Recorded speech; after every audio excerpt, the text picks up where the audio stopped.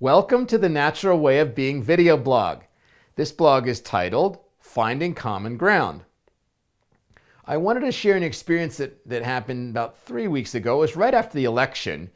And as you may recall, it was a time when there was a lot of talk of how divided our country was, which is, I guess, how you'd expect after an election. But even more so this time, it just seemed like our country's pretty divided. And so there was a couple friends and we were doing this meditation to try to put out some energy to make the world a better place. And we decided that we were going to address this sense of division, and we were going to offer some prayers for connection and unity during our meditation. So I sat down to do my meditation and started gathering. It's like, well, how do I approach this thing? And the first thing that I thought of was, how about if we worked on finding a common perspective? And we could offer some prayers for that. And right as I had that thought, I heard a real strong voice. It's like, that'll never work. And so it was the type of voice that I was inclined to listen to. So I continued to move on. And the next idea that kind of came to me, well, we could find things we have in common, and we could find what some common ground. And then the example that I kind of thought of was, no matter which side of the aisle we're on and whatever our views are, there's some things that we agree upon. Say that we want the world to be a better place for our children, is something that maybe most people, I would think, most people on the planet, most human beings would want that. It seems like it'd be fairly instinctual, and so here's something that we can agree on. And now we may have vastly different ideas about how we get there. And right about, as I guess it was almost like a validation, right about when I had this idea of finding common ground, I heard the lyrics to an old song by Sting. I looked it up, it was 1985, and it was called Russians. It's and the lyrics the Russians love their children too. And it's like, okay, well, must be on the right track here. So there's that common ground. And Sting was singing about it 35 years ago, and maybe that's a way we can approach this. So for the rest of the meditation, I sent out prayers and energy and meditated upon finding this common ground and finding values that we can actually agree on. And after the meditation, I sat with it a little bit, and it makes sense, because the perspective thing is kind of a way of seeing things, and we get pretty attached to the way we see things. It gets into our beliefs and our notions of how the world is, and it's a little third eye, but a little more intellectual. And now when we get into what we love and what we value, it's coming down into the heart a little more, and maybe there's a little more receptivity and love and kind of connection, some empathy that can happen down there. So then I started thinking about how we might actually apply this, and I thought about where I work at a hospital 2 days a week, and there are some people that I work with that have very, very different political and social views than I do, and I still, they're cool people, but we see the world very differently. And I was thinking about how I could approach someone like this. And what kind of came to me is to find that common ground, and it happens quite a bit, and someone will say a view that's very different than mine. It just kind of hits me like, whoa, that's different than what I believe.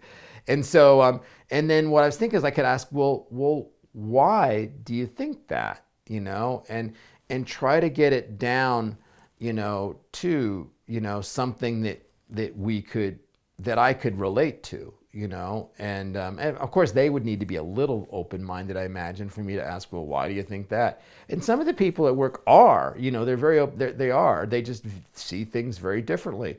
So for example, say that, one person thinks that one way they could make the world a better place would be to reduce global warming, reduce your global footprint, and so that might be one way. And say another person, maybe from the other side of the aisle politically might be that we should reclaim some old school values, and then that, the world's kind of going to hell in a handbasket because we're just getting a little, too loose with our values.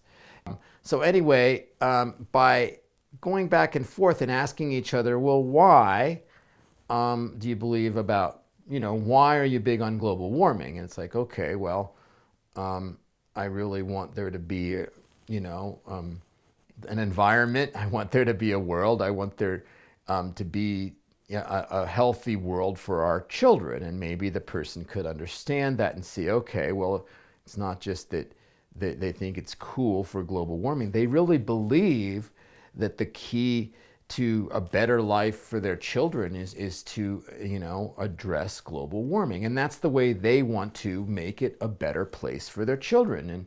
And the same thing from the other side. It's like, well, maybe someone believes that there needs to be more. We need to sit down and eat dinner as a family together, or we need to go to church and find out, our love for God and whatever that is. It's like, so, and maybe they believe that that is what's important to help their children. If we could look beyond the divergent kind of approaches and look at what's the common intent that we have here. We want to help and then it becomes, we both want to help our children, but we just want to help our children in different ways. And then we could almost be on the same team where one of us can go fight global warming and work on our footprint, and the other, you buy a Prius or whatever, and the other person is going to, sit down with their kids and their grandkids and have dinner together and play games and, and do wholesome things on the farm. And they can be like, then, kind of working in the same direction. It's just like, I'm making the world a better place this way for our children, and she's making the world a better place this way for her children. Now we're kind of we're shoulder to shoulder, and we may be going about it very different, but maybe both are needed. Maybe, and I always say to a lot of my friends and clients, and there's plenty to work on in the world. Like, find something that resonates with you and go do it, and find your own way to make the world a better place. And it could, so then we have common ground, and then we're wanting the same things. And it might take a little, a little less reactivity and a little more delving deep and just asking, well, why? And so it's kind of a little glass half full, focusing on the common ground. And so my invitation is to work with that when you interact with people, and to not shy away from people that you have divergent views with, like not just hang out with people that you agree with.